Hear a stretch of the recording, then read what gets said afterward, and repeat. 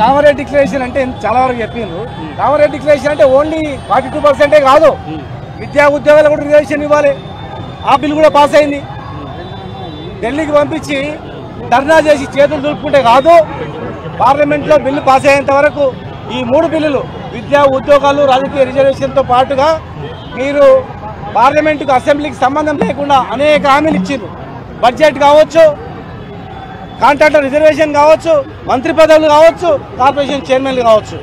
ఇలా ఏం చేయకుండా ఉట్టి జీవో ఇచ్చి, జీవో చెల్లదని చెప్పిన జీవో ఇచ్చి ప్రజలను మోసం చేసి మళ్ళీ ఉల్టా మీరే ధర్నాలు చేసి మీరే బంధువులో పాల్గొనమంటే ఎట్లా నమ్ముతారు? ఇలా ధర్నా చట్టబద్ధత అంటే ఎక్కడ పార్లమెంట్లో పెట్టాలి. పార్లమెంట్లో ఎవరు పెట్టాలి? ఎవరు కొట్లాడాలి? కాంగ్రెస్ కొట్లాడాలి, భారతీయ జనతా పార్టీ బీజేపీ ఆమోదం తెలపాలి. వీళ్ళు ఇద్దరు అనుకుంటే ఒక 2 రోజులు అయ్యే పనికి ఇలా తెలంగాణ ప్రజల చెవుల పువ్వు పెట్టి మేమందరం మద్దతు అంటే ఏమిటికి మద్దతు? బంధుకు మద్దతా? బంధుకు మద్దతు ఇస్తే సరిపోతుందా? మీరు చట్టబద్ధతతో ఇస్తామన్నారు, లక్కీ డిపిఎస్సీలు రిజర్వేషన్ ఖరారైనాయి, చాలా మంది నామినేషన్ కూడా వేసిండ్రు.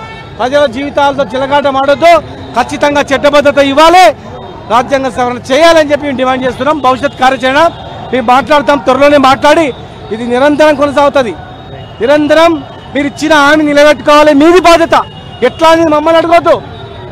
ఏ హామీ ఇచ్చిండ్రో అవి అమలు చేసే బాధ్యత మీది, చట్టబద్ధత కల్పించేది మీది. టీఆర్ఎస్ పార్టీ ఎప్పటి వరకు వెంటాడుతుంది.